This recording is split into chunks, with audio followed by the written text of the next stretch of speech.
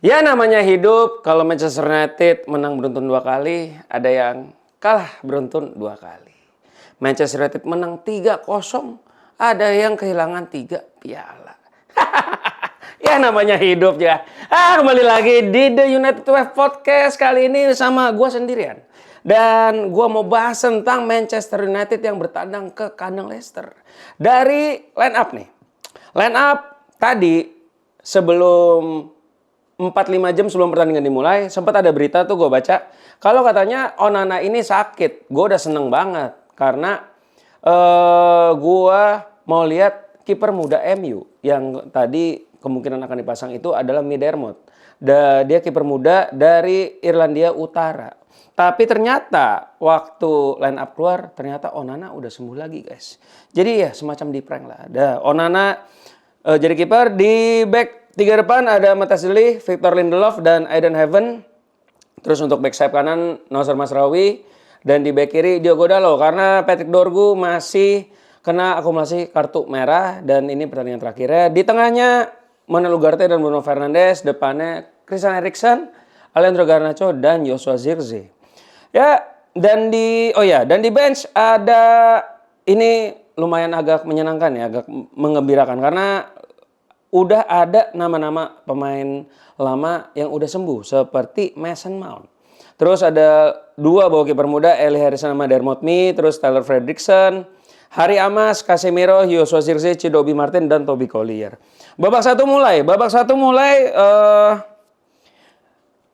lihat Manchester United yang biasanya kusut kalau lawan tim-tim apa ya namanya? Tim-tim kecil ini ya yang biasanya bertahan. Tapi kali ini Leicester nggak begitu bertahan, tapi Manchester United tetap acak-adut.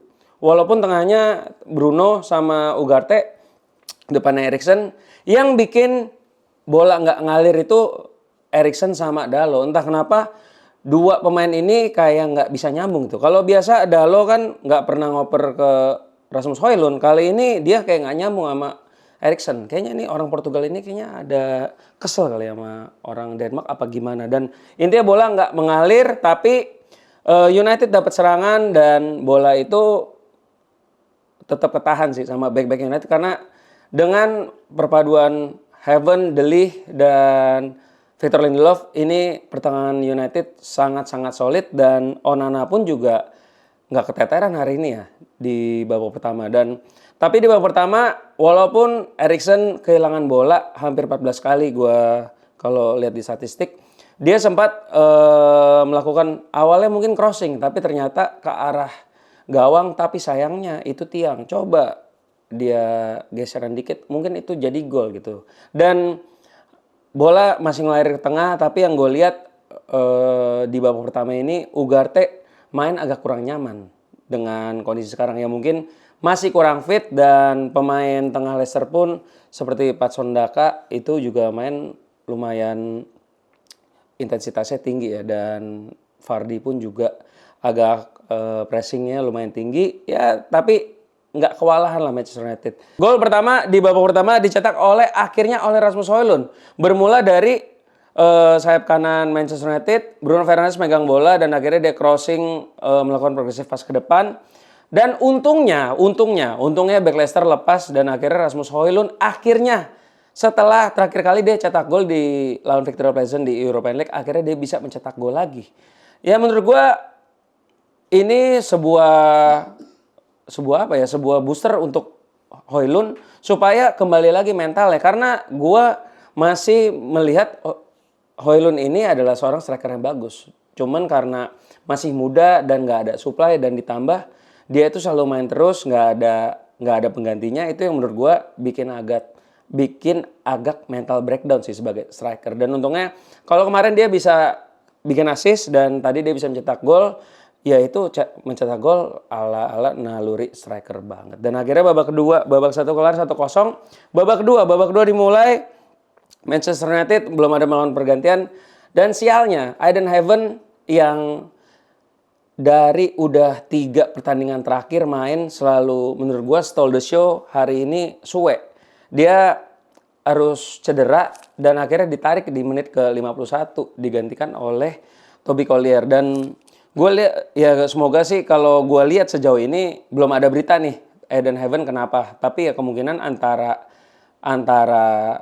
ankle atau ya paling parah mungkin ligamen ankle-nya robek. Tapi ya semoga kita lihat lah minggu ke depan semoga pemain ini nggak cedera parah karena masih muda. Emang sih walaupun cedera parah pun juga masih muda.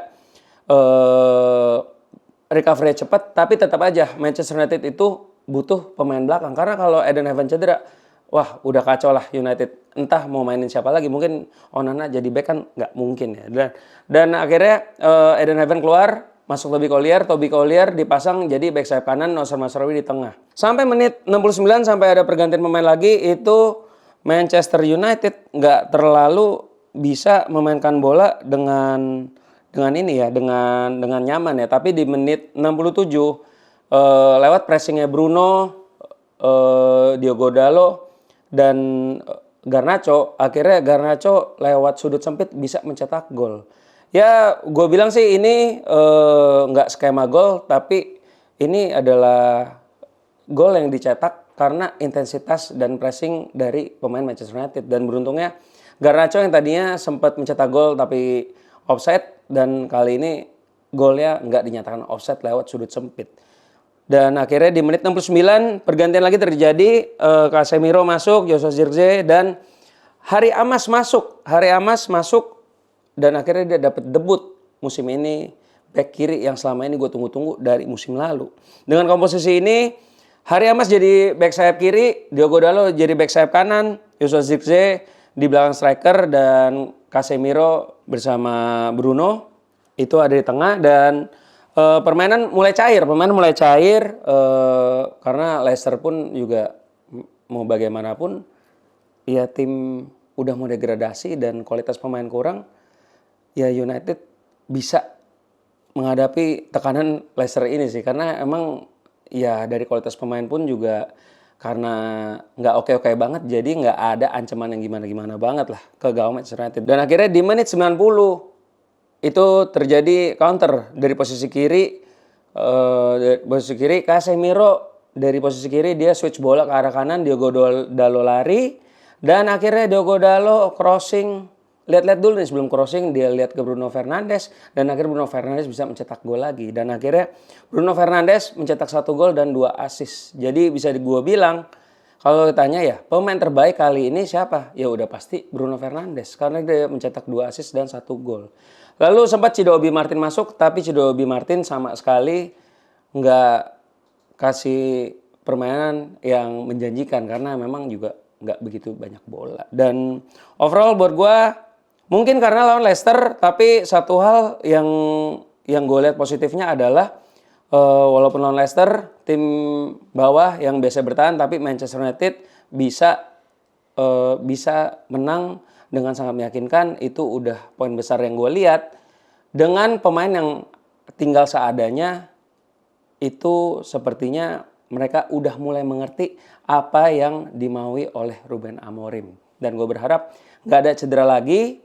Dan kalaupun ada cedera, ya semoga dengan ada cedera, ada blessing in disguise seperti adanya muncul pemain muda yang bisa dipakai untuk musim depan.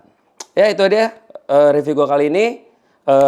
Ketemu lagi di pertandingan Manchester United lawan Nottingham Forest tanggal 2 April. See you guys.